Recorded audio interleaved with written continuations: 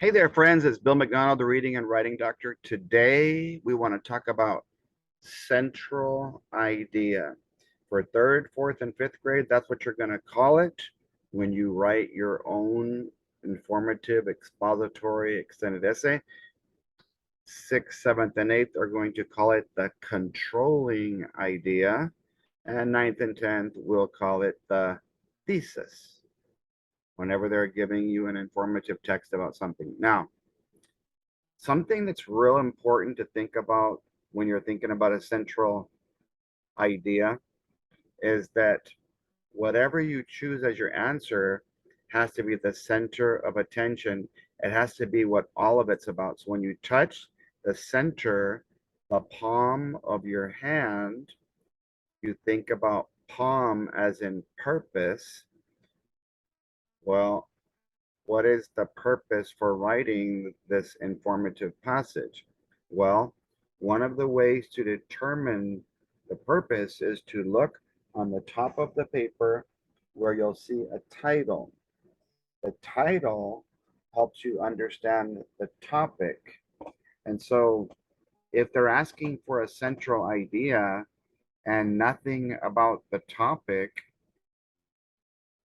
the title is inside the answer, then that's probably not a good central idea, because what a lot of times happens is students will just pick one paragraph, and when I wiggle my muscles, I'm not going to be able to feel them all moving one other paragraph. One of the answers was only in paragraph 3, and so that's not enough information to be considered the central idea. So keep in mind that we need to work smarter, not harder. The question I'm going to show you in third grade had less than 50% of the kids get it correct. And if they would focus on the title that's going to help your kids understand the topic, then everything has to center around what that title does in the informative passage. So what better way than to show you? So I'm going to share my document camera with you. For those of you who have my READ-VISING Graphic Organizer, you see it there, READ-VISING Graphic Organizer. It's a combination of how to understand the content of a paragraph or a passage. You're looking at the hand portion, or to understand a word or a line or a phrase or a combination of sentences or a section or a selection, or what you might call text structures, how organizations, how a paragraph or a series of ideas moves from one idea to the next using what I call a transition, what all of you call a transition, what I call a teeter-totter relationship or a seesaw. Basically, you're making the connection between the structure of the text over here and a lot of reading terminology that we see, and how it relates to or moves to this idea over here, the teeter to the transition to the totter, the see to the transition to the saw. Okay, so they were asking about for a sentence, and the sentence was, what is the central idea, CIS, the central idea, and the S stands for statement, which also means sentence. So what is the focus of this passage? What's the big idea?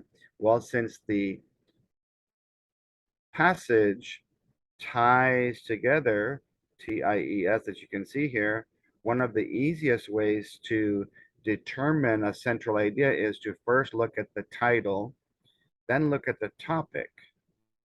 And so the title of this passage in third grade was called Mission Blue, right?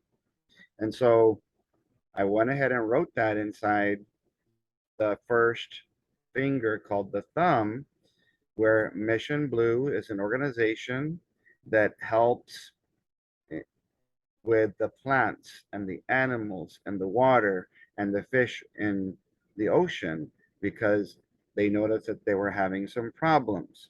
So, since Mission Blue is the center of attention, when the question says, what is the central idea of a section? Then I made eyeballs on all four choices where A says oceans. Since the oceans are in trouble and sea life is disappearing, that's true, but that was only one piece. That was only one paragraph. Sea life disappearing was not all those fingers that I mentioned. Letter B, I drew an eyeball on Sylvia Erie. Is she the focus? The scientist? No, she's only on one finger. She's only in paragraph 3. So the only two answers that would have been reasonable that talked about our title and our topic are C, Mission Blue, and D, Mission Blue. So if I look at C, the group Mission Blue works in different ways to care for oceans. Well, I showed you 4 different ways that they care for the oceans on my READ-VISING Graphic Organizer.